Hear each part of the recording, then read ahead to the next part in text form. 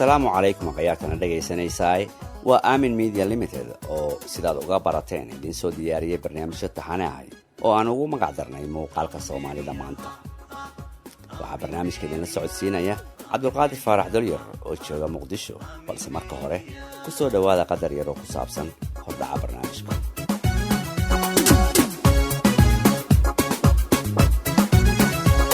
وإنسان عقلورها رقمنا إسلاميمو أمين ميديا ونبدلها شهر بدكنا يقرنيمو أمين ميديا barnaamijyada muuqaalka Soomaalida maanta oo ka kooban ilaa 20 barnaamij oo taxane ah ayaa waxaanu barnaamij waliba iyadoo la soo xigsanayo waayo aragnimada dadka Soomaaliyeed uga hadli doonaa taariikhda ay Soomaaliyada cusub soo martay 20 sano ee soo dhaaftay inaga oo barnaamij waliba ku martigelin doona waayo arag kamida bulshooyinka Soomaaliyeed hadaba waxa barnaamijka koowaad ee muuqaalka Soomaalida maanta marti noogu ah abwaan Maki Xaaji Banaadir oo kamida abwaanada sida aadka ah loo xiiseeyo magaca weyn ku leh fanka iyo suugaanta Soomaaliyeed waxaa dhacday shacabkiina atee baawur ordooyo waxay ahayd waxyaabaha oo igu yaabka badnaay maalintii intaan joogi laana baawur oo socdaan ku dhahay oo jaawixii fuli la qaati ganacsatada gacmaha kor u taageen abaabo warkaasaan u bogaa aniga abaabo waa buwa badangala bacda dhuuqso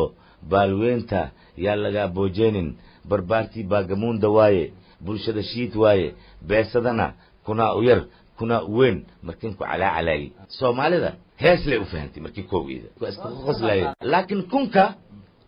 codka lagu difaacay Soomaalida u heshiisinteedana waxa la rabaa codkaas oo kale in lagu difaaco waxa qoysuweexo wala kale u olole waxa xoolo urso isticmaalka qadarkaas yar ee hordhaca kadib ayaa waxaan idinku dhaafayaa Cabdulqaadir Faarax Dalyar oo barnaamijka idin la socodsiiya waa Shariif Cali Shariif oo idin leh dhageysi wacan waatahay waxaan kula kulannay guriga uu ka degan yahay degmada Xamarweyne abwaan Maki Xaaji Banaadir Maki adigu ma dalkaad ku sugnayd 12 sano ee la soo dhaafay mise waad ka maqnayd waad mahadsan tahay Dalyar aniga dalkan ku sugnaa inkastoo safaro gaagaaban oo dano guud iyo gaarba isugu jira aan galay laakiin dalkan ku sugnaa kuma jiri xubnaha dhowr baasaboorlayaasha ah oo isku dhiibay wadamadaasi ay isleeyihiin ama dalka dhaamaa aniga hal baasabooraan leeyahay baasaboorkaasoo ah keegii Soomaaliga ah kaasna waa igu filan yahay waana iga babadan yahay Allah subhanahu wa ta'ala haduu ii barakeeyo marka dalkan ku sugnaashaha aan ku sugnaana ma ahayn ku sugnaasho oo ah iskaaga sugnaaw dadka ba ku sugan yihiin ma ahayn macnooyin fara badan ayay lahayd muhiimado badan ayay hubaneed joogisteeda haddii aan tusaale ahaan ka soo qaato sida aan ka wada dheregsannahay oo adigaba Dalyar ahaan aad og tahay 19 magaalada caasimadda ah ee Muqdisho waxaa ka qarxay dagaal sokeeye dagaalkaasi sokeeye oo ay sal u ahaayeen dalka ana xukumaaya xaajigan bedelaa iyo ana kaaga xaqroon iyo xukumi meesha darteeda waatii ay xubno walaal ah isku khilaafeen khilaafkoodii wuxuu socdaba arintii ay noqotay ay ku soo gabagabowday xirsi gar leh xaamuudna gar leh taas marka waxay dhalisay Soomaalida maanta heerka ay joogto in ay timaado waayo haddii ay arintii noqotay qolo in la isku dilo jufo in la isku xasuuqo ay arintii ka badan weydaba laandheer iyo lafaweyn iyo jufagaab iyo looma ooye iyo looma aare oo Soomaalidii saas inay isku yeesyeesto iyadoo nafteedii laga raadinayay qurux laakiin qurux inay ka soo baxeenin qof kasto Ilaahay aqliga uu u toosiyay waa garanayay laakiin mangaab yeelkadeeda maxaa yeelay markaas kadib hadana waatii dagaaladii oo socdaan magaaladii oo ololeyso al-ustaad axmed naaji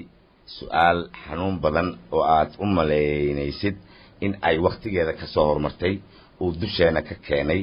waatii anigana aan u jawaabay oo ani asaga kaftan suugaameed badan na dhex maray oo ah macnaa isaga wuxuu yidhi xamar waa la xumeeyey yaa xaal marinaya anigana waxaan u sheegay dadkii xumeeyeen inay xaal marinayaan maxaa yeelay dagaal waa dhici karaa dadka way iskhilaafi karaan haddana waa la heshiin karaa marka markaas ka bacdi haddana waxaa la galay in dalkii shisheeye yimaado unitef timaado haddana annagii adduunkii haddana madaxa isgashano magaaladii waa kaas iyadoo dhan noqotaba magaalo layska iloobay oo macnaha haween iyo maalinba tiiraanya ciil ku jirta dadkeedii ay faraxsaneen waayo waxaa la aaminay khabyaaladaa la aaminay markaas aan ka hadlayno khabyaaladaa la aaminay qof kasta oo muwaadin soomaaliyeed ah qalbi jab ayuu ka qaaday jacaylka khabyaaladda wuxuu ka qaaday qalbi jab qaran la'aan qiimo la'aan khadirin la'aan uu ka qaaday marka waa joogay haddii aad joogtay haddaba abwaan maki waxaad si kooban nooga warantaa dhibaatooyinka aad soo martay iyo sida aad naftaada ugu qancisay inaan maalin un aad dhibkaas ka bixi doontaan oo dawlad la heli doono oo cadaalad la heli doono oo sabarka aad ugu yeelatay fiiri horta iimaanka allah noo sugo waxaa loo baahan yahay dhinacyo badan in arrinta laga fiiriyo markii dal sidaasoo kale ah aad u dhalato adiga waxaa dhacaysay ka soo qaad waxaad aragtay qof baa dariiqkaaga hor yimid waa ku dulmay ama dharbaaxa kugu dhuftay qorina waa wataa ka soo qaad tusaale ahaan marka qofkii kale oo kaa hor yimid aa ku dhahaybe qofka adiga hajir dharbaaxa kugu dhuftay 9 anaas igu dhuftay marka adiga kii 9ka lagu dhuftay waa ka dharbaaxshin badan yahay marka danaa ku qancinaysa macnaha waxaan is iray makiyow wixii ku gaara dalkaagay gaareen dadkaagay gaareen marka ummadaas sharafta badan dalkan qiimaha badan in aad wax la wadaagto oo waxay qabaan aad qabto wax kaaga khayr badan ma jiro li'anna fiiri tusaale yaraan ku siinaa aniga iyo ustaadka markaan is haynay horta warbaahinta door waxay haysaa xitaa haddii lees qabqabsado keed lagu kala baxa ah axmed wuxuu u sameeyey baroordiiq 3 degmo oo ah xamar weyne marka ibraawo isagoo markaa soo dugaashanayo beesha banaadir asoo soo dugaashanayo isagoo xogna haynin dalkiina ku sugneen haddana adeegsanayo erayo xitaa haddii aan laga jawaabin kala fogaansho dhalin kara dadka kala geyn kara macnaha markuu heestii diinla kawirow daadoy dadkeed doonay ku ordeen dulmigay ka qaaxeen markuu yidhi haddana wareesiyuu raaciyey su-aasha la weydii waxay ahayd macnaha hadda dhibaatooyinka oo dalka gaareen maxaad ka leedahay wuxuu yidhi waxaan aad iyo aad ooga xumahay gaar ahaan beelaha banaadir gaar ahaan haddana wuxuu yidhi marka baraaba iyo xamar weyne wixii socday oo dhanba loo wadayba in macnaha beeshaas lagu dulmo markaasaan ereeyey dunidan xujadeeda iyo xeeladaheeda xarakay ka wadaa xiliyadan isrogaayo xarash iyo madax waaye ku xisaabtami mayno kan xaraaruga jooga oo xanuunka la jiifa oo xanaan u baahan iyo xooshka wax siiya iyo midka xaadirka maanta xafladiisa arooska xoolaha loo qasiraayo xaaska loo mehrinayo xarameenka sacuudi ama xudayda ku nool xaq allah labadooda xaq jimay ka yihiin iyo xuquuqul insaanka xilligii axmed naaji xamar aad ka safraysay geediga koo xirxirnay yamaniyiinta xaggooda xilligeed u boqooshay xamar waa deganeed muqdisho waa xasilneed xarunta waa camirneed xagaagii ka dambeeyey xubka xaadi ku taal iyo xiriirka sokeeya macbilka ka xumaaday xamar waa isku yaacday xarbiya ka dilaacay iyo xanuuna sokeeya xarunta markay ololeysay geedaha xaaluf noqdeen gaajadii u xumeed haraadkii u xumaa cuduradii u xumaa xilligan ku sugneen xamar naaji ma joogin kumana xaadir ahayn markiis xaalka xumaay oo xabadda leesku yeedaayey xadka raasa kamboni xuduudda raasa caseer xay intii ku ahayd xanuunka waa wada taabtay reer xamar gooni ahaan xumaan looguma duulin in xawaasha la geeyo xoolahooda la boobo naagahooda la xoogo xiri qaxooti galaan looma sii xusul duubin xasuuqna looma go'aamin aadaadooy xisbigeeda beelaha reer xamareed xagtintii wada gaartay xamiimay ku dhigeen iyo asmaa'ul xusnaa xilligan baas ma qabaane axmed naaji xaggaaga xaraf aan ka su'aalee markiis xaalka xumaay khabiil oon xabad gaarin ama qaarka xanuunsan ama qaarka xawaalmin ama xiinka rasaasta xoolo oogu khasaarin ama naag laga xoogin xiri qaxooti dhex joogin oo soomaali xalaal ah ma ii xaqiiji kartaa aan dhahay su-aashaas marka waxay isaga ku dhalisay aniga si toos ah inuu ii colaadiyo marka la yaabay igu noqotay dhibkii dhacay soomaalida oo dhan uu gaaray tuulo kasto degmo kasto qof soomaali xalaal ah oo dhib taawanin ma jiro qofkii soomaali xalaal ahayn sheekadan maba u hayaani adiga marka dhibaatooyinka gaarka kuu soo maray iyo sida aad ugu samartay arrinkan ana waxaan ugu samri baan ku dhahay haddii adiga oo hal mar lagu qaniino qofaa 99 mar la qaniini marka adiga waa laga qaniisha badan yahay waa laga dharbaxtin badan yahay waa laga huta badan yahay waa tahay mar haddii murugo la sheegay marka maxaa kugu qosol badnaa intaad dalka joogto horta qosolka 21 sano macnaha hadda xiliyadii oo na soo dhaafay oo dhan nolosha lagu jiri waxay ahayd hal isku dheelada iyadoo dhan bay qosol iyo baasha lay leedahay marka nolosha hal isku dheelada wax badan ay haleysay wax badan ay kharibtay wax badan ay macnaa ay farxadda ka dishay maxaa yeelay runta in la isku sheegaa bala diidi waxaa bala diidi macnaa qofkii oo khaldan walaalo waa khaldan tahay maxaa keeni karaa ani aad hadday isqabsano oo na kala dhaho xirsi iyo xaamuud haddii na kala dhaho akhyaar haddii na dhex gasho wax may dhehi xirsina gar leh xaamuudna gar leh haddii saas dhahdo maxaa dhacaa wixii yaaba dhacay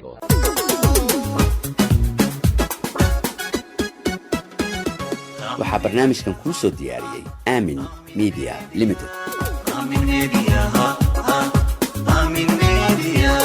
waxyaabaha oo cajiibka waxa weeye adiga laftirkaaga waad joogtay murti baad ka tirtirisay mar lacagtu dhimataa jirtay oo aad tiri kuna weyn kuna u yar mar waa buubaa baddaan galaha tiri bacdaa dhuuqsaa tiri waxyaabahaasoo dhan xataa dadka qaar markay fasirtaan waxay leeyihin warrinka makii ahaa maxaa ku kalifay horta heesta bacdaa dhuuqso waxa waaye fariin waaye fariintana waxay ka hadlaysay nolosha iyo arrimaha bulshada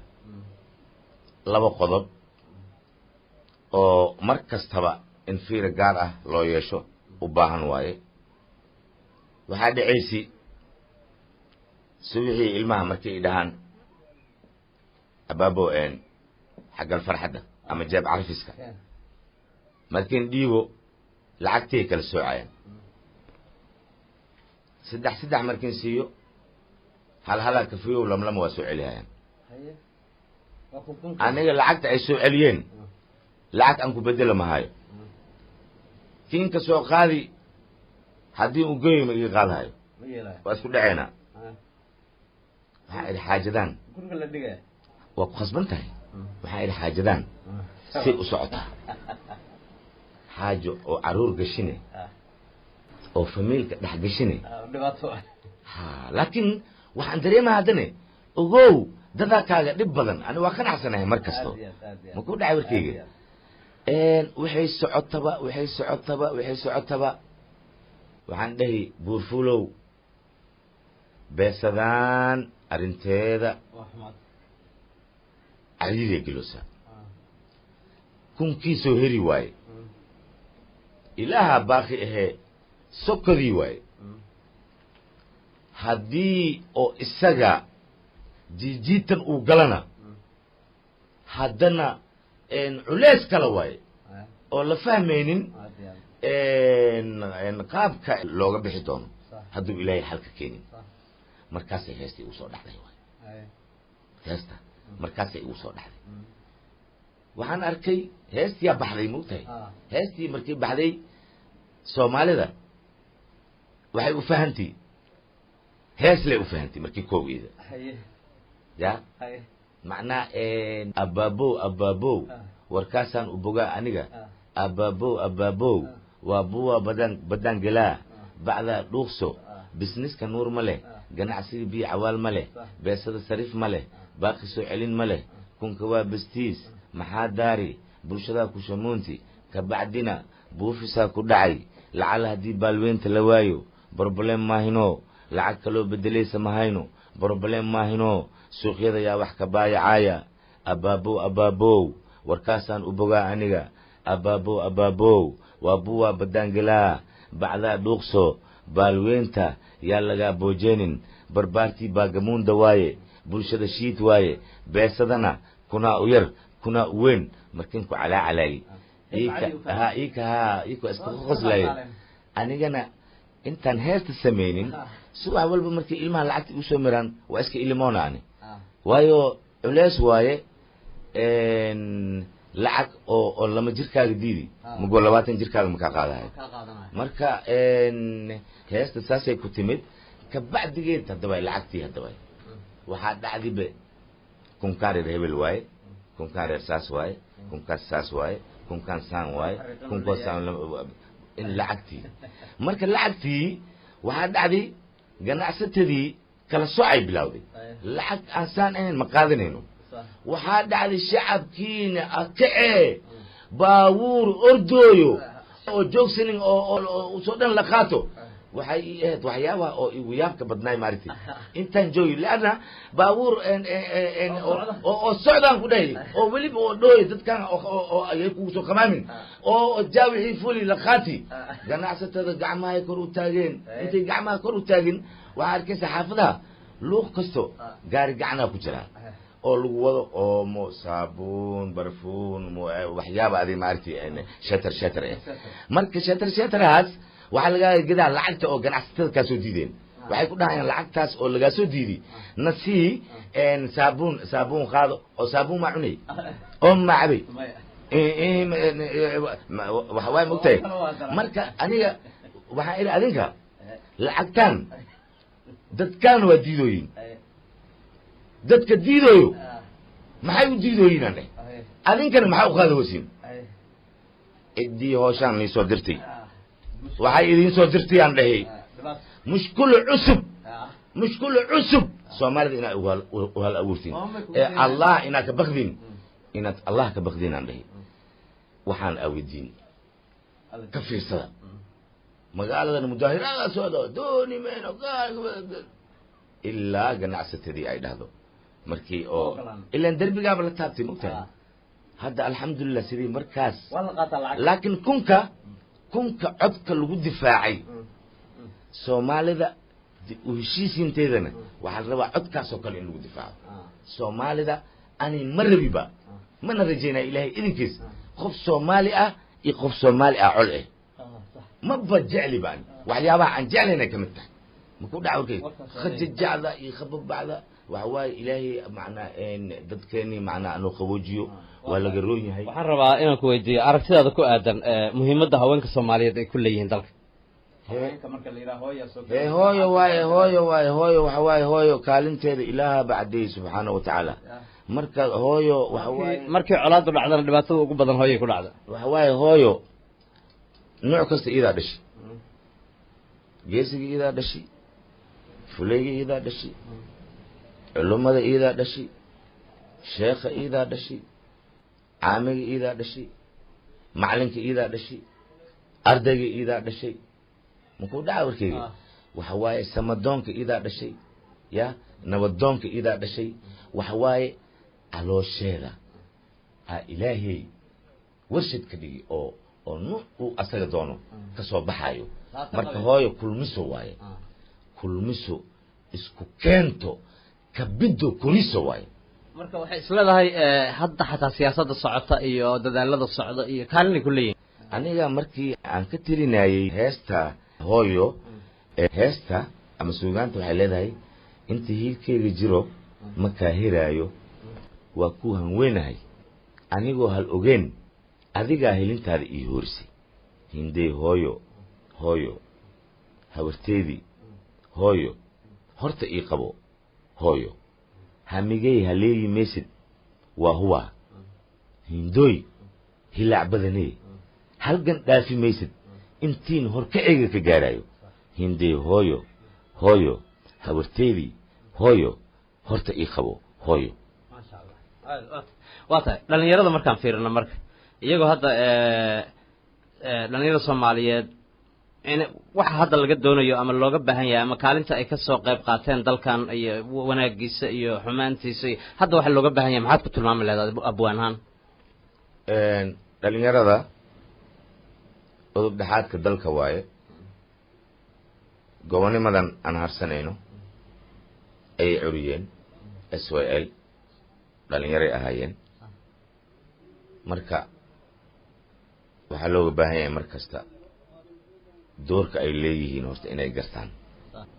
maxaa yeelay hadda dhalinyarada xiliyadan dambe waxay ku baraarugeen inay wax bartaan oo ay diiradda saaraan aqoonta waxaad arkaysaa qaar shaqaynayo waxna baranayo lianna waxay ogaadeen guri mugdi ah in aan lagu noolaan karin haddiiba ay jahligii iyo wax qoris akhris la'aantii inay ka xoroobaan oo ay mustaqbalkooda dhisaan ay ku fikireen waxaan qabaa dib u heshiisintana door sharfan in ay ka qaataan oo iyo dib u dhiska waa iyaga udub dhexaad waaye xoog aan la hureynin waa xilli kastaba dhalinyarada marka in ay dal jeceel inay la imaadaan oo ay ka baxaan safaradan huuhaada ku dhisan huuhaa waayo tahriib waxaa arkaysaa ninaan ku dhahaa ninyow $25 wataa Washington ma igeysaa ha asaga fikirkiisa waaye mogta waxaa arkay ninaan ku dhahaa intaan ka baxaa degmo hebel abtigeyga joogo tuuladaas hawreertee lagu qabaa xagga walaasheeda dukaanku leh adduunkii dhab wuxuu ku tagayba seeda iyo abti iyo dumaashi iyuu ku tagayba qarashba ma bixin marka dhalinyarada waxaan leeyahay dhulkiina dhab dhaha bacdiinana dhuuqsada waxaan rabaa doorkooda iyo dhaqameedyada soomaaliyeed ay ka soo qaateen soomaalida maanta aan arkayno iyo xasiloonida hadda aan arkayno maxaad ku tilmaami lahayd wallaahi oday dhaqameedyada doorkooda door muuqda waaye laakiin waxaa looga baahan yahay cadaaladda dhinaceeda in aan laga soo gelin maxaa yeelay oday dhaqan wax ma dumiyo wax buu dhisaa wax ma haleeya wax buu hagaajiyaa wax cudur ma geliyo caafimaad buu abuuraa caafimaadka allah bixiya cudurkana allah keena tan aan ka hadlayna waxa waaye haddii khilaaf yimaado cuduraa yimid laba qofoo walaal ah hadday isqabsadaan cuduraa yimid laba saaxiib ahayeen hadday kala shakiyaan cuduraa yimid tan hadda annagana haysata waay qaabkaan u kala furfurannahay fiiri sida aan nahay fiiri sidaan unaa la fiiri meeshaan naa la fiiri saas waay marka oda dhaqameedkada dhinaca garsoorka cadliga iyaan laga soo gelin waxaan ka rabnaa annaka markii la isqabsado oo laba qof isqabtaan yes sidee halkan aad isleedahay hore waa looga socon karaa oo waan ku gaari karnaa horumar maxaase isleedahay waa la sameeyey ama weli waa la samayn waaye oo loo baahan yahay in la sameeyo guud ahaan soomaalida soomaalida horta allah iswaafajiyo waxaad arkaysaa ka sheekeynta xamar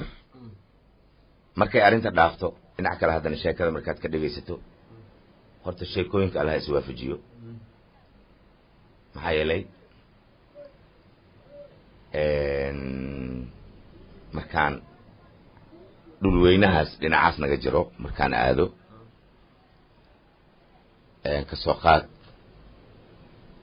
galmudug puntland somaliland kulli waa dalkeena iyo waa dadkeena allah iswaafajiyo ayagana waayo waxaa inoo muuqanaya hadallada warbaahinta laysku marinayo in ay milixda ku badan tahay waa dareemaynaa marmarka qaarkooda marka taasna milixdaas nafteeda haddii aan laga yaraynin waxay keeni kartaa ha marka aniga ma jecli waxaan ku idhi laba qaf oo soomaali ah inay isdishi iska dhaafaaday inay ay isdulmaa iska dhaaftay xataa afxuma xataa inay isku quraan ma jecli waayo fiiri maanta soomaaliya tahay magacaasaa wadataa jilac ahaw jareer ahaw gaabnaaw dheeraaw caata ahaw buurnaaw caqli lahaw dabbaal ahaw soo jeed hurud riyow ama rumod soomaali baa tahay soomaaliyana marka waxaan leeyahay soomaali u dhashow magaceena soomaali u dhashow magaceena hadda yalsan qoristiisa qabyada ka dhoor akhristiisana shaqal dheerka u dhaaf ha kala dhantaalin xuruufta sumadda habkay ku dhisneed oy ku dhaahirsaneed oy ku dhoorsaneed abidkeed adoon dhaawac u geysan waxbana aan u dhimaynin fadlan sideed ku dhaaf ha noqon dhoohana ciidda u dhashayoo muddacaayo ha noqon baa carab dheeroo warkuba uusan dhibayninoo wuxuu doona dhahaayo iyo dhiig laabe axwaasha dhuunta lee ka maqlaayo dhigaha dhoob laga saaray dhibaata uu rabbi keenay ha ku fuquuqin dhulkaaga qadir wixii ku dhaceenoo allah agtiis ka dhignayna ha ku dhaliilin tolkaaga dadkaaga dhurwaaha ku sheegin iyo dhiiggii cabyaal ileen waad dhalateene soo dhawaysashadooda iyo dhex jooggooda ha quursan ileen kaama dhacaane dhul aan dhulkaaga ahayn iyo dadaan kuu dhimrineynin intaad wax dheef sababteeda isugu dhiibi laheedoo dhiggaaga ku quursa lahay waxaa kuu dhaanta dalkaaga dhibta adoo la wadaago shaksiga dhoofka ku waashay buufiska uu dhex jibaaxayo dharaar buufiska uu dhex jibaaxayo yurub yaa ku dhex geeya dharasha maraykan ku siiya dharaar iyo haween ku qarwaaya waxaan dhahaa my friend ciiddaada dhab dheh bacdaadana dhuuqso dhulkana oogu duceey dhibaatada baaxadda dheer allah inaas ka dhex saaro waa dhimanaysaa ajashaada xag alla kolkeedka dhammaata qadirka layskuma dhaafee walaa tamuutunna ilaa wa antum muslimuun guud ahaan waraysigii abwaan maki xaaji banaadir inta ayaan ku soo gaabinaynaa waa uga mahad celinaynaa waqtigiisa qaaliga ah oo na siiyey abwaanku dib intaan ugu kulmi doonana waxaan leeyahay sidaa iyo nabadgelyo